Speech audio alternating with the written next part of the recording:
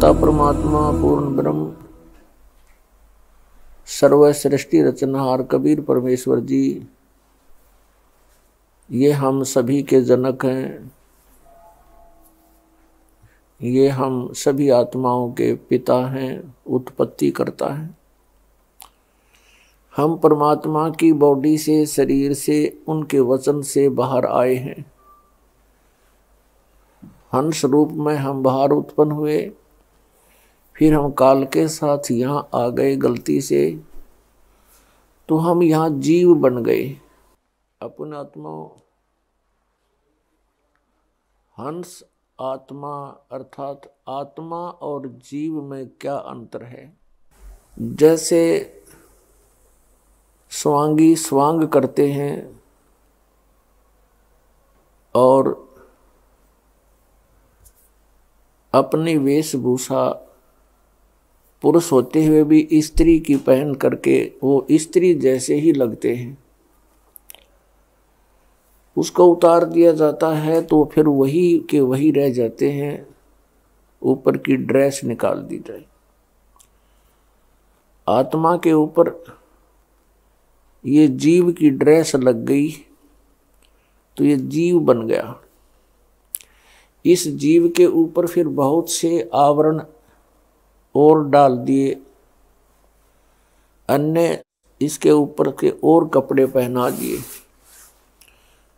तो ये जब तक इन कपड़ों के अंदर है तब तक ये भिन्न भिन्न प्रकार के रूपों में रहता है, जीव कहलाता है।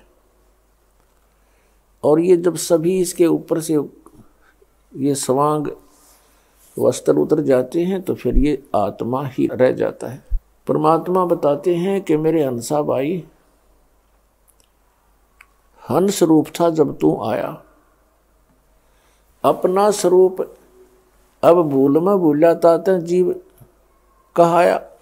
अब हमने फिर से इन सभी स्वांग को त्याग कर उसी सतिथि में पहुंचना है, हंस आत्मा की सतिथि में।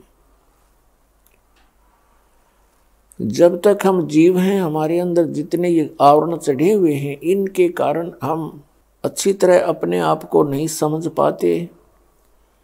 हमारे अंदर बहुत से विकार विद्यमान रहते हैं। परमात्मा ने आकर के हमें ये जानकारी दी है कि तुम यहाँ काल के लोक में रह रहे हो और इस स्थान पर तुम कभी सुखी नहीं हो सकते। प्रत्येक प्राणी सुख की खोज में है। उन्होंने सुख को कौन सी दृष्टिकोण से तोल रखा है? अब जिसके पास संतान नहीं है वो सोचता है मेरा संतान हो जाए मैं सुखी हो जाऊंगा। जिसके आंखें नहीं है वो ये सोचता है भगवान मुझे आंखें दे, मैं सुखी हो जाऊंगा। निर्धन ये सोचता है कि मेरे पास धन हो, मैं सुखी हो जाऊंगा। रोगी ये सोचता है मैं रोग मुक्त हो जाऊं, मैं सुखी हो जाऊंगा। पुण्यात्मा, ब्लाइंड मैन इन आंखों वालों से पूछ ले कि वो कितने सुखी है। जिनके संतान नहीं है वो संतान वालों से पूछ ले वो कितने सुखी है। धनवानों से पूछ ले निर्धन के वो कितने सुखी हैं। और धनवान सोचते हैं राजा लोग सुखी हैं क्योंकि इनकी कमांड चलती है। इन राजाओं से पूछ लीजिए, कोई सुखी नहीं। राजा लोग ये सोचते हैं सुख तो स्वर्ग में होता है। स्वर्ग के देवता सोचते हैं कि इंद्र को सुख होगा। इंद्र महादुखी, उसकी हिस्ट्री पढ़कर देखो इतिहास में, पुराणों में। इंद्र सोचता है कि ब्रह्मा विष्णु सुखी होंगे। ब्रह्मा विष्णु महेश की जीवनी देख लो कितने सुखी हैं। देवी पुराण के अंदर ब्रह्मा जी पूछते हैं विष्णु जी से कि आप देवेश्वर हो। ब्रह्मा की सोच से वो विष्णु जी को सर्वेश्वर मान रहा है और कह रहा है कि आप किसका ध्यान लगाए बैठे हो, समाधि लगाते हो। विष्णु जी कहते हैं कि मैं अधिकतर समाधि में रहता हूँ, तप करता हूँ, और फिर राक्षसों के साथ युद्ध करता हूं, उनको मारता हूं जो दुखदायी तत्व हैं। कुछ थोड़ा बहुत समय मिलता है तो लक्ष्मी के साथ सुखपूर्वक व्यतीत कर पाता हूं, अन्यथा मैं कभी तप करके अपने शरीर से कष्ट दे करके हठ योग करता हूं, बैटरी चार्ज करता अपनी, और सिद्धि प्राप्त करके फिर उन राक्षसों को मारता है, अपने पाप इकट्ठे करता है। देखो पुण्यात्माओं, विष्णु सुखी नहीं, ब्रह्मा और शिव एक कैटेगरी के समझो, शिव जी सुखी नहीं। जैसे एक समय भस्मागिरी तपस्या कर रहा था, शिव जी का उपासक शिव जी से भस्म कंडा मांग लिया और उसी के पीछे पड़ दिया कि मारूंगा तुझे, पार्वती को पत्नी बनाऊंगा। तो शिव जी कहाँ सुखी? परमात्मा कहते हैं तन दर सुखिया कोई नहीं देखा, और जो देखा सो दुखिया हो। उदय अस्त की बात करे मैंने सबका किया विवेका हो।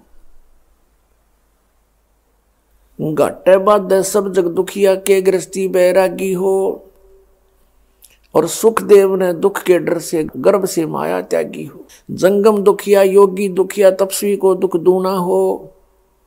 आशा तृष्णा सब में व्यापै कोई महल ना सुना हो। साच कहूं तो जगनी मान झूठ कही ना जाई हो। ये ब्रह्मा विष्णु शिव जी दुखिया जिन ये राह चलाई हो। सुरपति दुखिया भूपति दुखिया रंक दुखी बपरीति हो। कह कबीर और सब दुखिया एक संत सुखी मन जीती हो। यदि तुम यहां सुख खोज रहे हो वो आपकी भारी भूल है। परमात्मा ने अपने सच्चिदानंद गणब्रह्म की वाणी में, कबीर वाणी में कहा है, उसमें कुछ फार्मूले बताए हैं इस काल के लोक में जीने के लिए और आत्म कल्याण करवाने के लिए। इस फार्मूलों में से एक ये भी फार्मूला है कि ज्यों राखे त्यों ही रहूं, हमरा क्या चारा, और खाने जाद खरीद हूं गुलाम तुम्हारा। परम संत की खोज करके उस पूर्ण परमात्मा की भक्ति में लीन हो जावे, और फिर परमात्मा से यही प्रार्थना करे कि जैसे आप रखो प्रभु अपने बच्चे को, उसी तरह रखना। जो राखो तो ही रहूं, जैसे राखोगे ऐसे ही रहूंगा मैं। और फिर कहते हैं राज्य क्रमता राम की रजा धरे जो शीस, दास गरीब दरस परस तिस बैठे जगदीश। परमात्मा की रजा में राजी रहे, प्रसन्न रहे, जैसे भगवान फिर रखे। जैसे जब तक हम परमात्मा की शरण ग्रहण नहीं करते हैं, अपना जीवन जी रहे होते हैं, तो हम अपना प्रारब्ध ही भोग रहे होते हैं। उसमें दुख भी भयंकर आ सकते हैं और यहाँ के नकली सुख भी प्राप्त होते रह सकते हैं। कौन से सुख? जैसे पुत्र प्राप्ति, कोई व्यवसाय की स्थिति ठीक हो जानी, इस तरह के जो सुख हैं ये भी खूब मिल जाएंगे आपको। लेकिन इन सुखों का अस्तित्व कुछ नहीं है। ये आपके काम के नहीं हैं। आपके पास अरब संपत्ति होगी, अरबों की, अगले दिन आपकी मृत्यु होगी। वह संपत्ति आपकी कहाँ थी? आपके संतान है, पुत्र पुत्री हैं, पोते पोती होगे, देवता देवती होगे। आप मृत्यु के उपरांत पशु योनि प्राप्त कर गए, कुत्ते में घूम रहे हो, सैर सपट्टा करते उन गलियों के आगे से, आपको टूक भी ना डालने हुए। कहने का भाव ये है कि इस स्थिति को समझकर, यहाँ के सब इन कर्मों और आध्यात्मिक मार्ग को समझकर हमने अपने जीवन को